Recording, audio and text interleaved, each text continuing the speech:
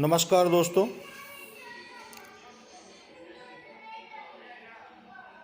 आज रीट विषय पर दो शब्द बोलने के लिए मैं उपस्थित हुआ हूँ।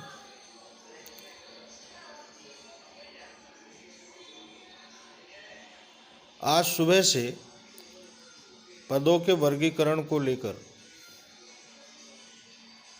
एक पेज वायरल हो रहा है। उससे जो रीट लेवल 2 के जो अभ्यर्थी हैं उनमें एक चिंता की लहर दौड़ पड़ी। निश्चित तौर पर रीट लेवल सेकंड के जो अभ्यर्थियों की संख्या है उसकी तुलना में ये जो वर्गीकरण दिखाया जा रहा है ये बहुत कम है, परंतु आपको इससे घबराने की आवश्यकता नहीं है। उसके दो कारण हैं। पहली बात तो ये कि ये जो वायरल हो रहा है ये निश्चित तौर पर सही नहीं हो सकता, और ये खबर आज आने का जो कारण है वो ये है कि कल गवर्नमेंट ने बीएड बीएसटीसी विवाद में जो कोर्ट में जो हलफनामा एडीजे के द्वारा जो दिया गया है उसमें उन्होंने रीट लेवल प्रथम के 18,750 पद बताए। तो ये खबर फैल गई कि 31,000 पदों में लेवल प्रथम के 18,750 पद आ रहे हैं, पर वास्तविकता इसके उल्टी है। सरकार ने जो कुल रिक्त पद हैं 42,000 इस समय तक, उनमें लेवल प्रथम के कुल रिक्त पदों की संख्या 18,750 पद हैं। गवर्नमेंट ने वो बताए, ये नहीं बताया है कि लेवल प्रथम में हम इतने पद दे रहे हैं। इसी वजह से इस प्रकार के मैसेजेस वायरल हो रहे हैं कि लेवल 2 में 12,000 और लेवल 1 में 18,000 पद आ रहे हैं।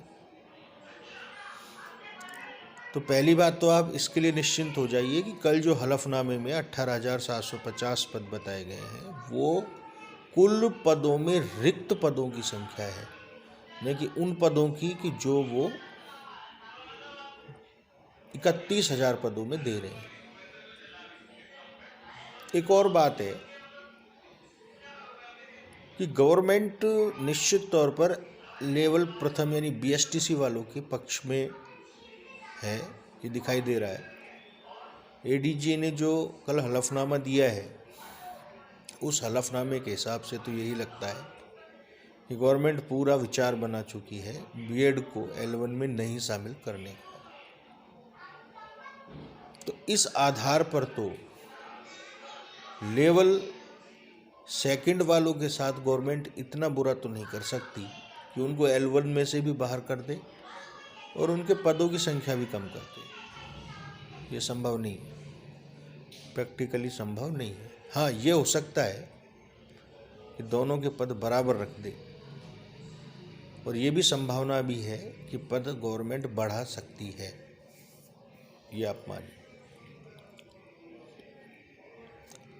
तो इसके लिए आप बिल्कुल निश्चिंत हो जाइए कि ये जो फेक वायरल चल रहा है ऐसा किसी पोर्टल पर नहीं है, न कहीं से कोई ये लीक हुआ है, न गवर्नमेंट ने अपनी तरफ से कोई इसका स्पष्टीकरण दिया है। ये गलत है। अब एक और चीज़ की रीट की कट ऑफ की बात करते हैं। ये तो आप मान के चलिए कि 2018 और 2021 में पदों की संख्या में काफ़ी अंतर है, और दूसरा पेपर का जो स्तर इस बार रहा है वो निश्चित तौर पर पिछले पेपर से आसान भी रहा है। और एक बात इसमें और एक एडिशनल है कि इस बार जो बच्चों की जो प्रिपरेशन है उसको समय बहुत मिला है, तो बच्चों के स्कोर अच्छे आ रहे हैं। तो इसका मतलब ये है कि इसमें डिफरेंस कितना आएगा कट ऑफ में। कम पद हैं, बच्चों की संख्या ज़्यादा है, बच्चों को पढ़ने के लिए समय ज़्यादा मिला है, पेपर का स्तर आसान है, तो निश्चित मानिए कि पिछले जो मार्क्स जो कट ऑफ के रहे हैं उसमें कम से कम आप 10 नंबर ऐड जरूर कर लीजिए। फिर भी इतने सारे विश्लेषण देखने के बाद और मेरा अपना आकलन लगाने के बाद मैं ये कहूँगा कि जनरल में जो बच्चे L2 में 120 या 120 से अबव हैं वो निश्चित तौर पर सेलेक्ट होंगे। इसके साथ ही OBC, SC, ST, MBC, EWS इनके कट ऑफ 115 से 120 के बीच में रहेंगे अगर पदों की संख्या 31,000 में भी आधी आधी कर देते हैं तो भी। और अगर ये 8-10 हज़ार इसको बढ़ा देते हैं तो वही कट ऑफ लगभग 115 के आसपास आ जाएगी। L1 में अगर ये B.Ed वालों को शामिल नहीं करते हैं तो निश्चित तौर पर 105 से ऊपर के सब बच्चे सेलेक्ट इसमें हो जाएंगे। इतना कॉम्पिटिशन L1 में फिर नहीं रहेगा। इसलिए आप लोग आश्वस्त रहिए, पदों का जो वर्गीकरण आज जो वायरल हो रहा है वो गलत है। अभी गवर्नमेंट की तरफ से कोई ऑफिशियल नोटिफिकेशन नहीं है और न ही गवर्नमेंट ने कहा है कि वो L1 में 18,750 पद दे रहे हैं।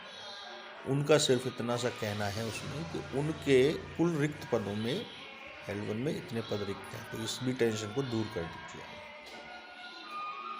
धन्यवाद, आपको यही सूचना देनी थी। मैं आज पहली बार YouTube पे आया हूँ। अगर मेरी बातें आपको ठीक लगे तो आप मेरे चैनल को सब्सक्राइब कीजिए। हो सकता है कुछ अच्छे विश्लेषण आपके सामने आगे प्रस्तुत करूँ। Thank you.